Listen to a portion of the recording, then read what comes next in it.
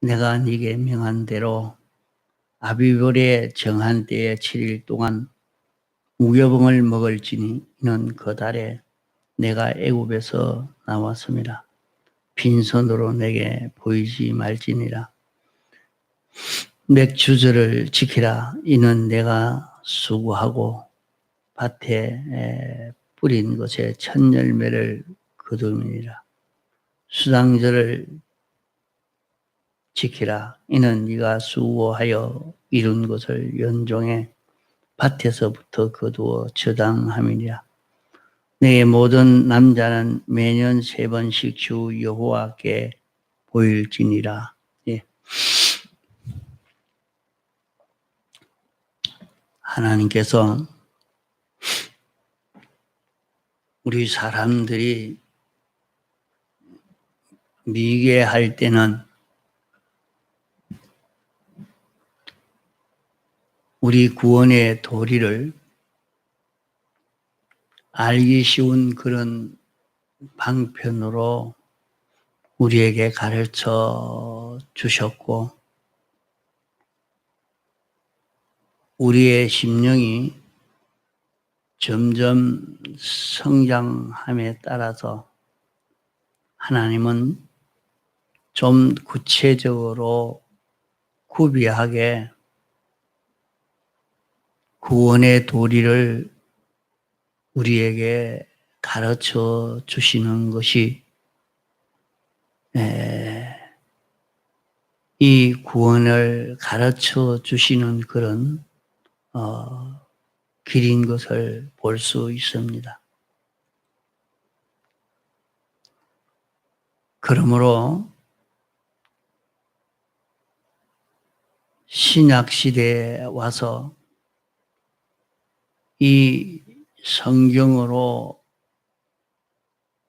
이 문서를 통해서 우리에게 구원의 도리를 가르쳐 주시는 이것을 우리가 바로 깨닫지 못할 때는 구약의 그 형식을 가지고 우리에게 계시해 주신 이것을 우리가 보면 하나님이 우리에게 계시해 주시는 그 구원의 도리를 잘 깨달을 수가 있는 것입니다.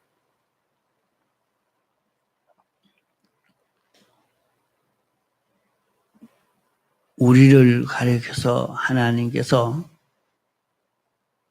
성전이라 이렇게 말씀했습니다. 우리의 몸이 하나님의 성전이라고도 말씀했습니다. 우리 몸이 하나님의 성전이라고 하면 우리 몸이 어떻게 하나님의 성전이 되어 있는가 하는 것을 우리는 문서로 계시한 이 성경 이 언어로만 가지고 잘 모릅니다. 그렇기 때문에 구약 시대에 형식적으로 성막을 건축해 놓은 것과 성전을 건축해 놓은 성막과 성전의 그 구조나 또 그 내부나 그 성전의 그 분담된 모든 그 직책에 대해서 연구할 때 성전된 우리는 어떤 사람이 되어야 된다 하는 것을 깨달아 알 수가 있는 것입니다. 이와 같이 유월절은 육체의 이스라엘에게는 제일 큰 절기입니다. 그 다음 절기는 오순절 절기요. 그 다음 절기는 장막절 절기입니다. 이렇게 육체의 이스라엘은 유월절 절기를 늘 이렇게 지켜 내려오다가 유월절 중심에서 세상 죄를 지고 갈 어린 양이신 예수님이 십자가에 못 박혀 죽으심으로 대속의 공로를 설정했습니다. 이렇게 설정한 공로로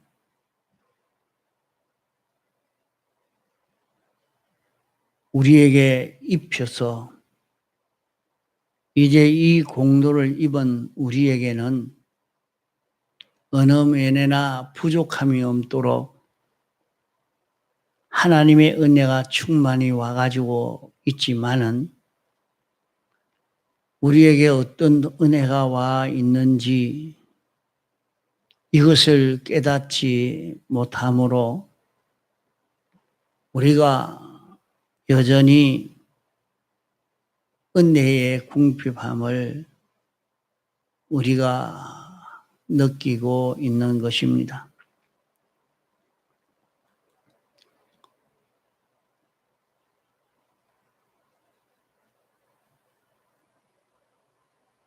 이 유월절에 대해서 또 증거하는 것은 우리는 세상을 살면서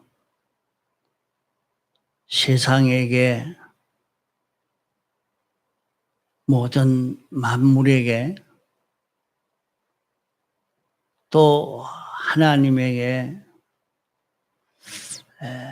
존대를 받느냐 천대를 받느냐 한번 살펴봐야 되겠습니다.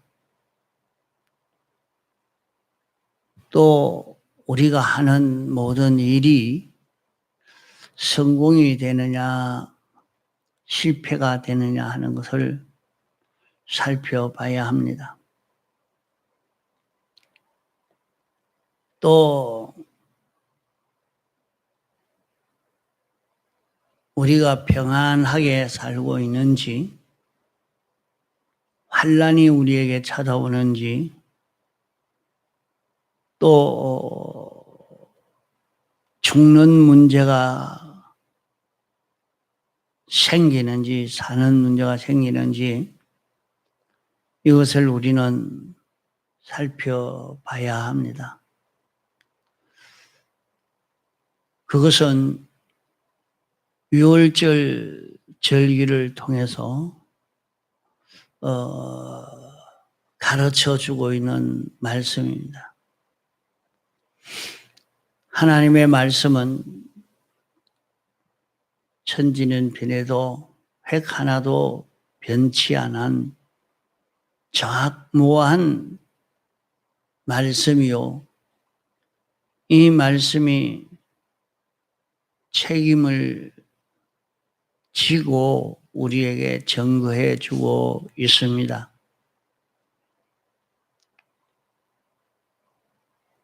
우리가 살고 죽고 성공하고 실패하고 행복을 누리고 화를 당하고 하는 거기에 대해서 정확한 도리를 우리에게 가르쳐 주고 있는 말씀입니다.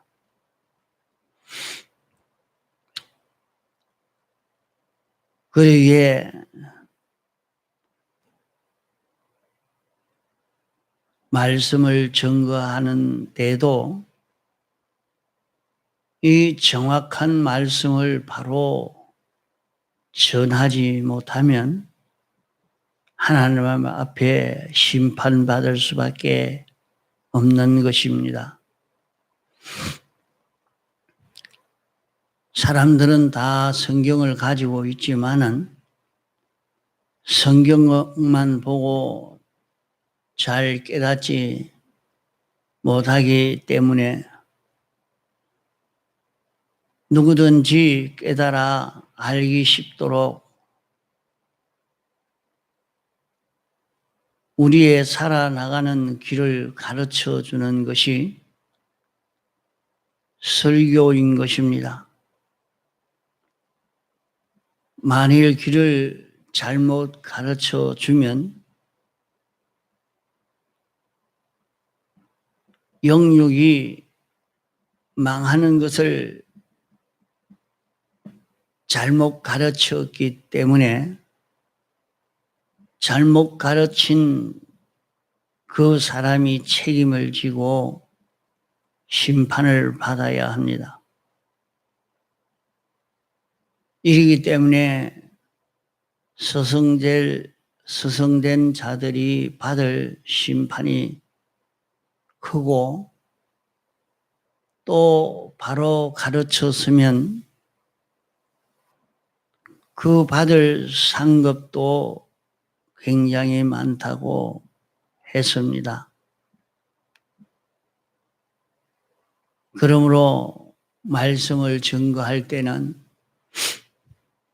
하나님 앞에 심판받을 줄 알고 잘못 가르침으로 말미암아 구원이 실패된 거기에 대해서 영원히 배상할 줄을 알고 가르치는 것이 설교요. 그저 말만 하고 말고 인기 끌기 위해서 말씀을 증거하는 것은 참 미친 행위입니다.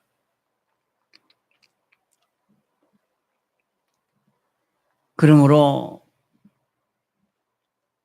이 시간 증거하는 것은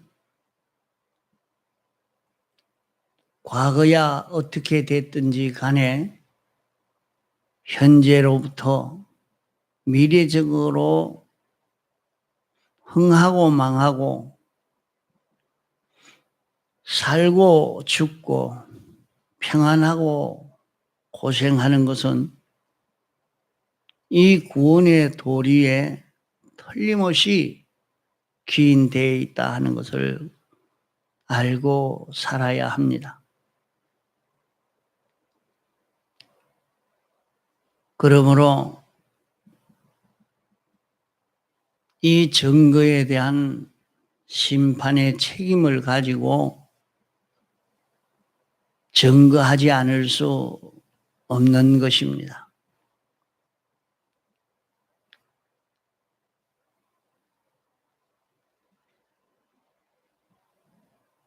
구약 교회는 신약 교회의 그림자라고 했고 육체의 이스라엘 구약 교회와 신약 교회가 있습니다. 구약 교회는 거울이라고도 했습니다. 그렇기 때문에 구약 교회를 보아서 신약 교회인 자기를 바로 볼 수 있게 되는 것입니다. 구약 교회인 이스라엘 백성들이 고센 땅에 가서 살 때는 그들이 심히 존귀함을 받고 영광을 받고 형통하게 된 것입니다. 그러면 그들이 어떻게 해서 존귀함의 대접을 받고 영광을 받고 형통하게 됐느냐? 그들에게는 아무런 대우받을 그런 원인이 없고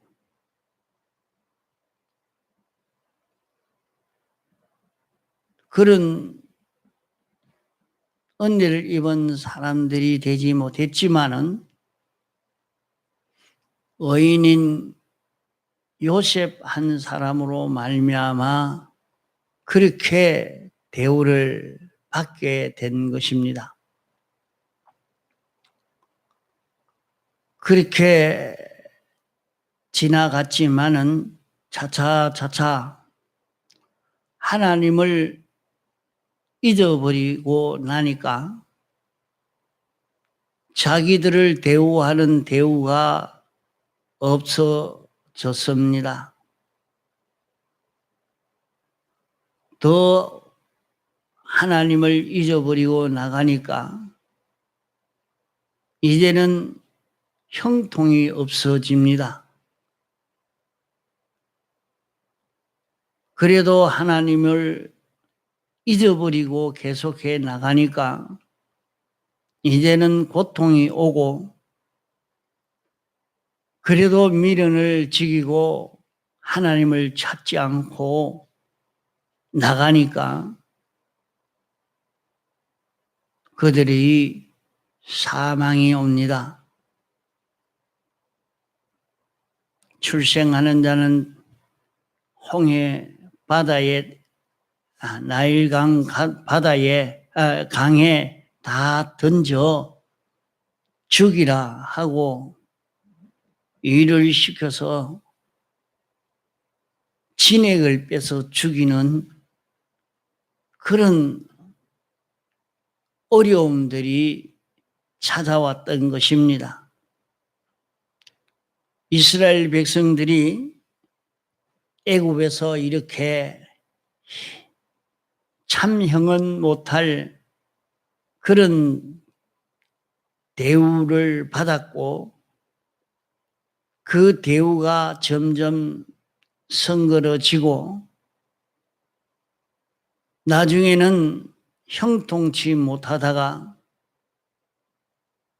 이제 그 환경이 어려워지고 어려움이 지나가고 난 다음에는 죽음이 왔던 것입니다. 그 모든 원인은 하나님을 잊어버린 것입니다.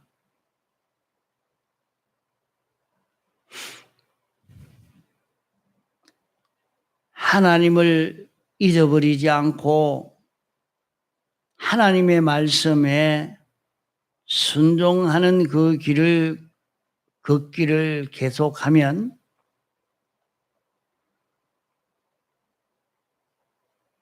그렇게 형통한 일이 찾아오고 대우와 영광이 찾아올 것이지만은 이제 하나님을 잊어버리고 하나님의 말씀을 잊어버리고 사니까 그들의 가는 그 길이 형통치 못하고 형통치 못해도 하나님을 찾지 않고 미련을 부리니까 고난을 당하고 고난을 당해도 미련을 부리니까 이제는 죽는 일이 생깁니다. 이것이 구약 이스라엘 백성만 그런 것이 아니고 오늘 택함받고 부르심받아 믿는 모든 성도에게 똑같이 닥쳐오는 그런 신앙 걸음이요 구원의 길인 것입니다.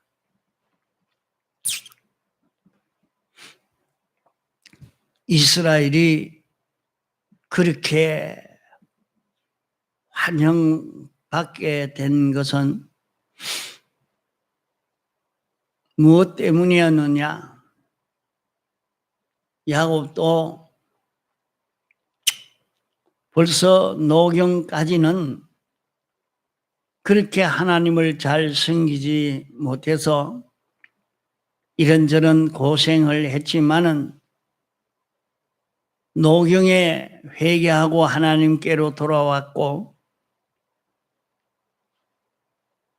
그러므로 하나님이 형통을 주신 것입니다. 요셉은 일찍부터 하나님을 찾고 그 하나님을 놓지 아니하고 하나님을 찾고 살았습니다. 그 한 사람 요셉이 하나님을 붙잡고 놓지 아니하는 그 결과로 그 이스라엘 백성들에게는 대우와 존대가 왔고 모든 협조와 응원이 형통과 평강이 오고 생명이 충만하게 되는 이런 결실이 맺어지게 된 것입니다. 이스라엘 백성이 요셉의 이 공적을 모르고 하나님을 잊어버리고 나니까 그들이 받던 대우도 존대도 다 사라지고 점점 어려워지고 고난당하고 마지막에는 전멸되어지는 학살이 그들에게 이르게도 된 것입니다. 이것은 우리가 기억하기 좋고 깨달을 수 있는 정확한 하나님의 영원한 법칙으로 우리에게 알려주신 것입니다. 우리가 하나님을 잊어버리면 대우가 없어지고 하나님을 찾으면 대우가 생겨지고 하나님을 잊어버리면 모든 일이 형통치 못하고 하나님을 찾으면 모든 일이 형통하고 하나님을 잊어버리면 고난이 오고 하나님을 찾으면 평안이 오고 하나님을 잊어버리면 죽음이 오고 하나님을 찾으면 생명이 돌아오게 되는 이것이 변치 않는 불변의 진리인 것입니다. 이 이치를 우리는 바로 잡고 자기의 현실을 맞추어 봐야 할 것입니다. 자기가 생각보다 다른 사람들이 나를 대우하고 존귀 여겨 대우하면 하나님과 가까워진 그 결과로 온 것으로 어심없이 확정을 가져야 합니다. 또 다른 사람의 대우가 성글고 협조가 없고 이럴 때는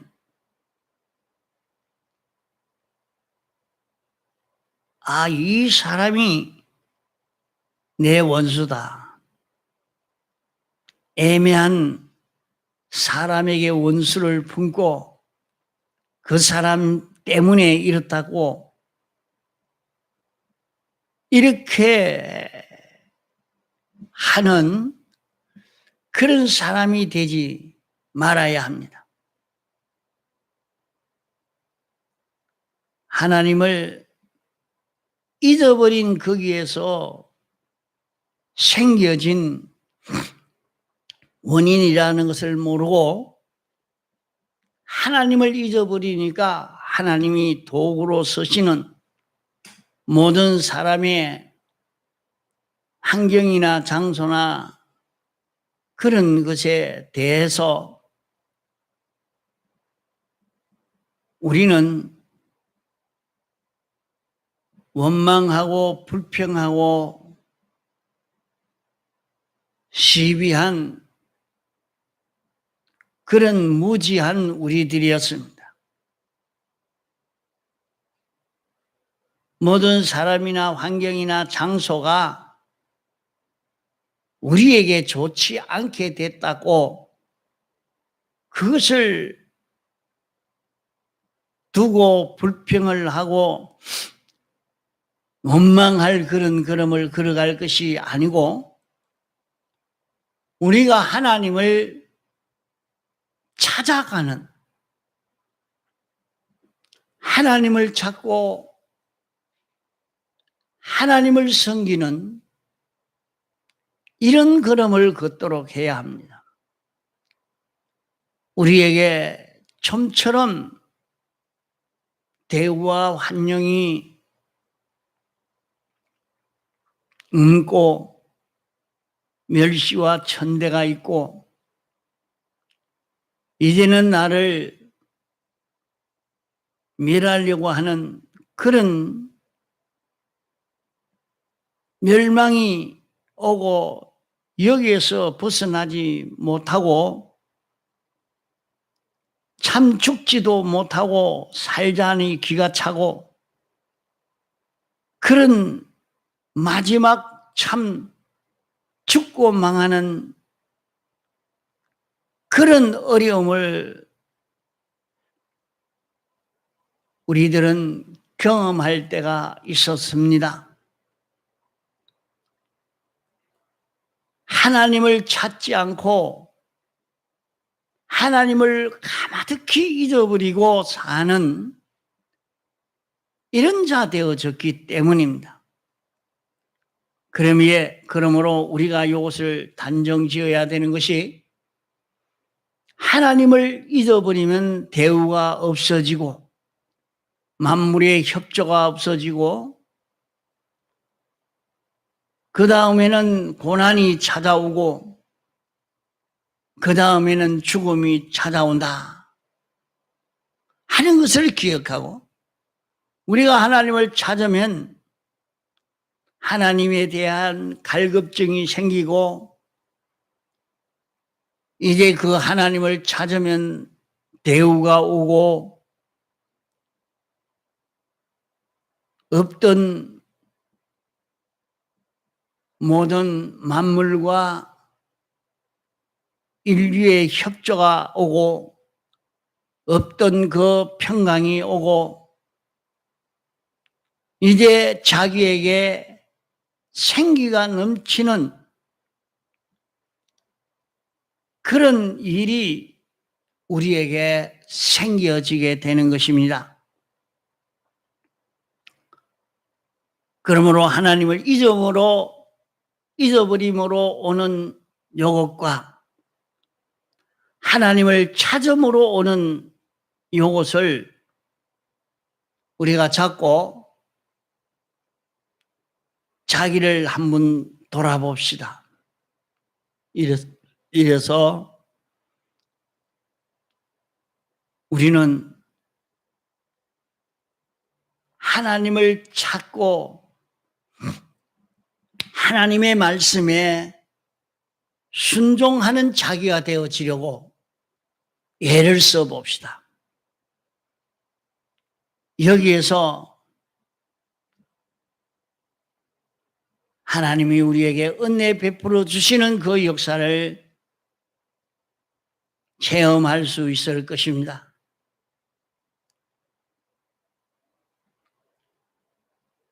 그리스도를 주라 말씀했습니다. 개인에게든지 가정에서든지 직장에든지 전부는 우리 주님이 혼자 주권 개별 섭리하고 계십니다. 사람이 볼 때는 이런 사람이 저런 사람이 이런 자연이 이런저런 도구가 이렇게 하는 것 같아도 그것은 다 주님이 도구로 이용해서 사용하시는 것이지 마귀도 땅에서는 권리가 없습니다. 하나님이 주권 통치하는 데에 순종하여 이용될 수밖에 없는 것입니다. 예수님이 십자가 대속의 공로를 설정하시기 전에는 마귀가 세상 임금이었지만은 이제는 주님이 혼자 주권하시고 관리하시고 섭리하고 계시는 것입니다.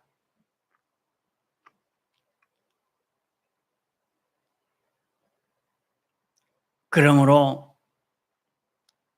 우리가 하나님을 잊어버리면 모든 좋은 것이 떠납니다. 하나님을 찾으면 모든 좋은 것이 돌아옵니다. 자기에게는 어떤 결과를 맺고 있는지